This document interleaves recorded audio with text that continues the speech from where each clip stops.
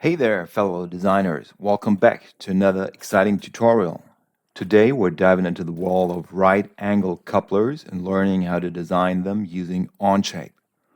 Right angle couplers are essential components in various mechanical systems, and mastering the design can give you an edge in your projects. So let's get started.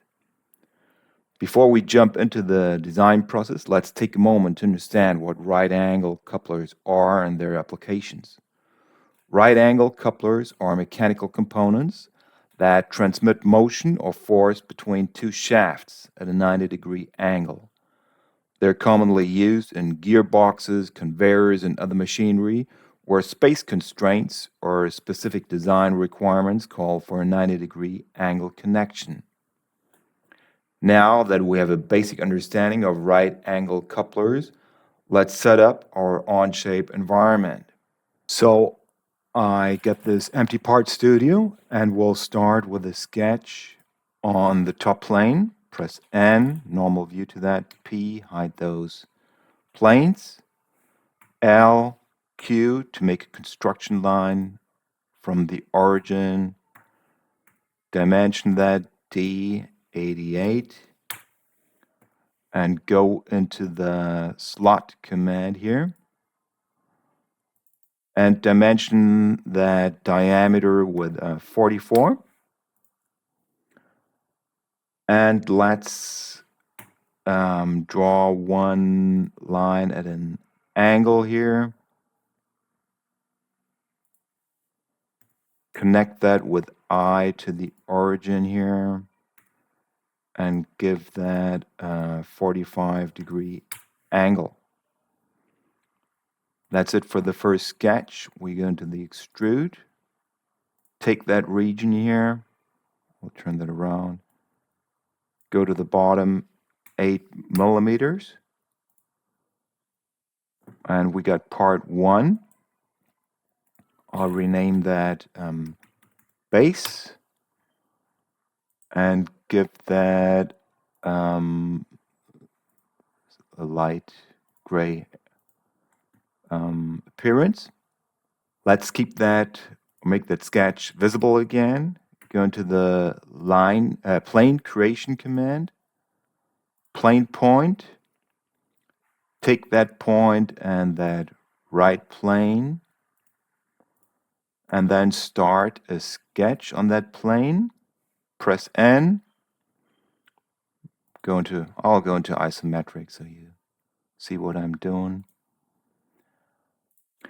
And let's draw another line, construction line from that point here.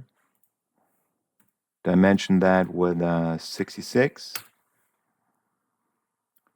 Go on the slot command. Make that 33. With U, again, right, that one, 33, accept that, U, project that face here to our sketch plane, and draw one circle here, dimension that with 12. All right, exit that sketch, go to extrude, take that region, make that symmetric at 12 millimeters. We still got this one body. Let's make that sketch 2 visible and create a plane point. Take that face, take that point there, and let's start a sketch on that plane. Press N.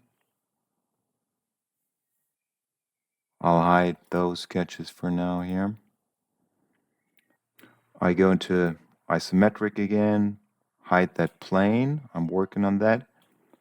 Press U. Take that edge, that cylindrical face, that edge. Make a center point rectangle here. Connect that to that endpoint here.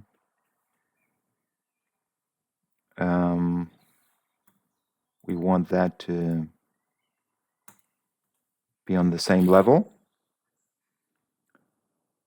Then give that a width of 22. Make one more line here, midpoint. And pull that out a bit. Make an offset of that line to the inside of 22.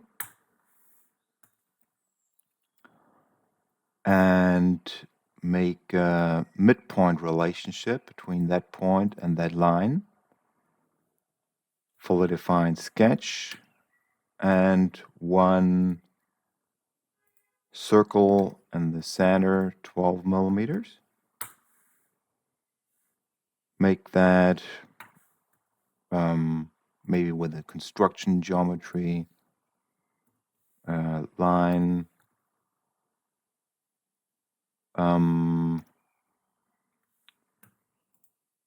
Defined here, all right, and dimension that line with 11, right? So it's in the middle of this area. Next, let's extrude those two regions symmetrically with a width of 18, and that will be a new body. I'll rename that shaft and give that some yellow color here. Keep that sketch visible. Make a revolve of that region around that axis connecting to our shaft. Let's start a sketch on the front plane. Press N. Well, I will just keep sketching in that isometric type of view. And with U, I project that edge, that cylindrical face down here, that, and that edge, and start a line from here, go up, make that a tangent arc, go down,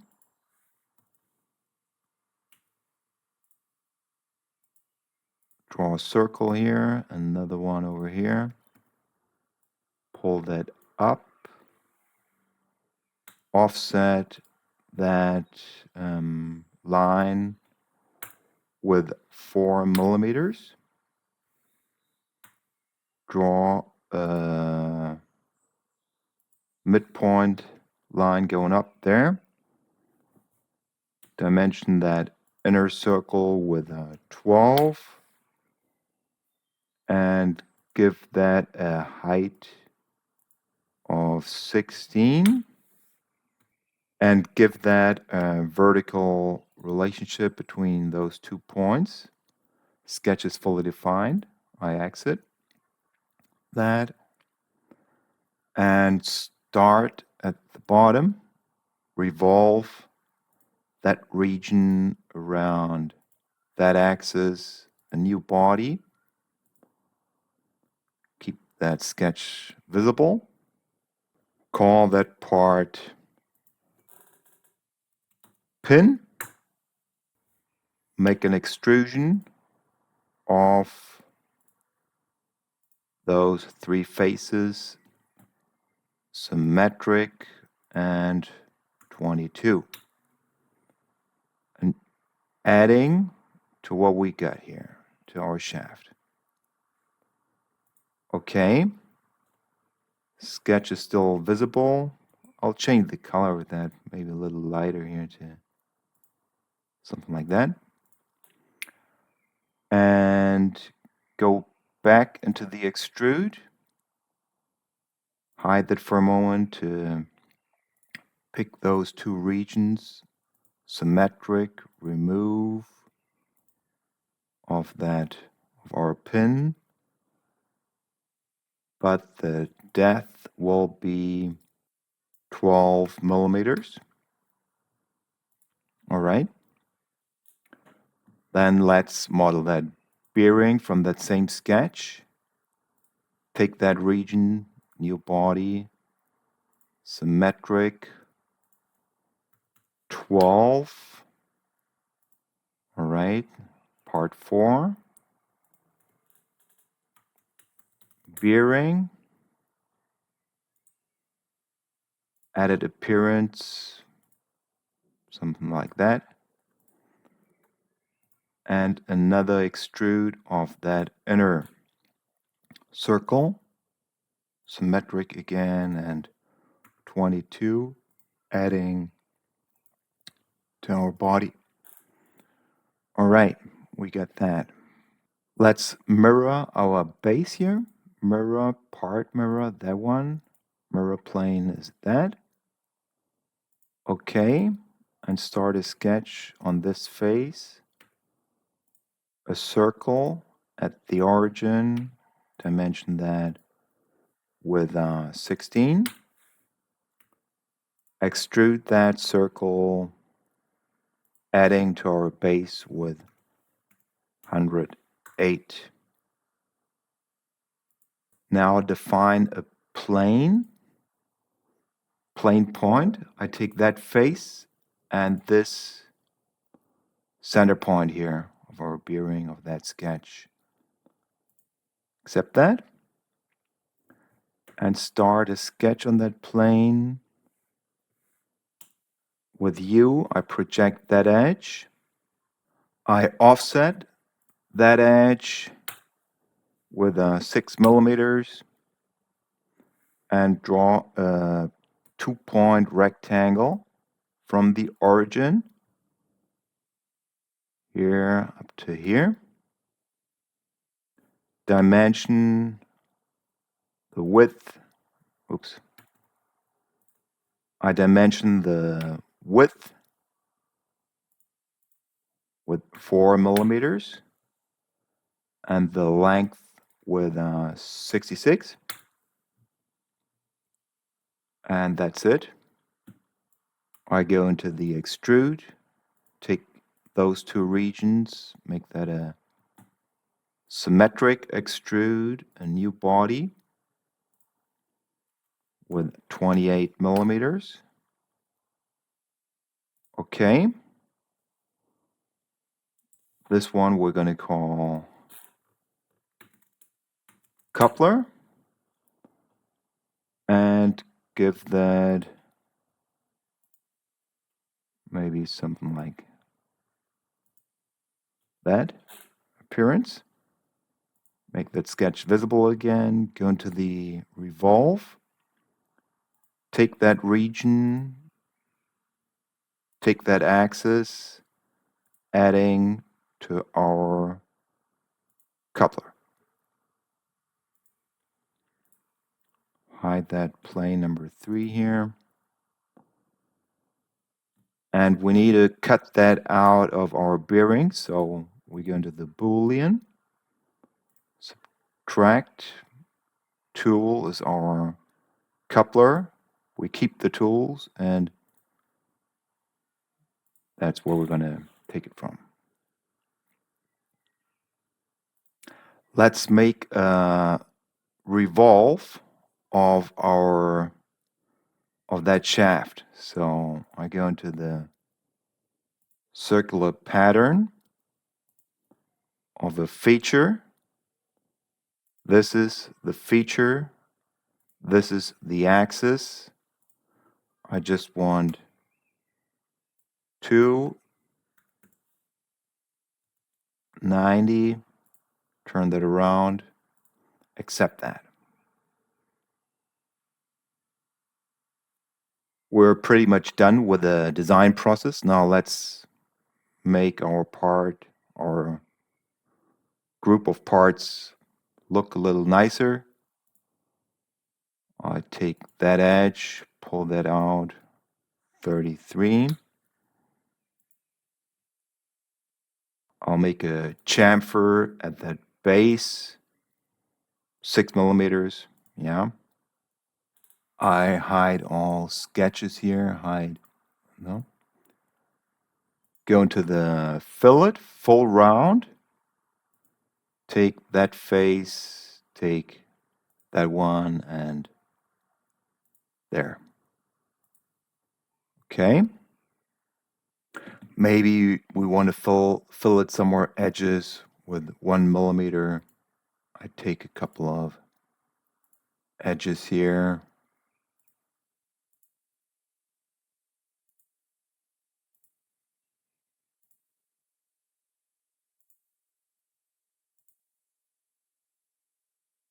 Maybe that's enough. And now it's time to assemble our right angle coupler. I open the Assembly tab, go to Insert, take that Part Studio,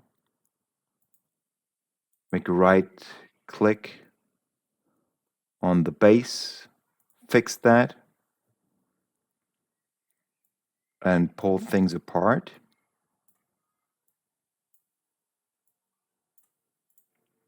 Then start with a revolute mate between that edge here and that inner edge. Then take that edge and that one. And then that one here and that one. Now let's take a cylindrical mate between that mate connector and that one. All right, let's exit that for a moment and see what that does. It rotates freely, our coupler, and it can slide on that shaft. So do that one more time between that face and that one. So cylindrical mate, I take that one, go in here, take that one. Great. I'll exit the command. And so we need those 3 parts on the other side. So I go into Insert and click those 3 parts, pressing down on Control. There they are.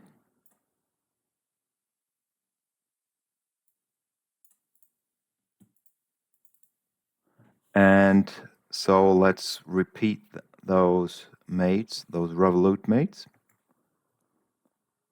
I take that edge, that one, turn the orientation around. I take that one and that one, and this and that. All right, exit that and rotate that here.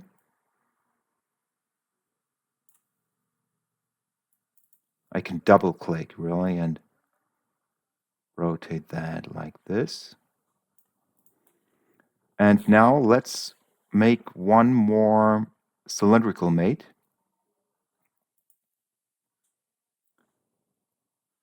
Between that edge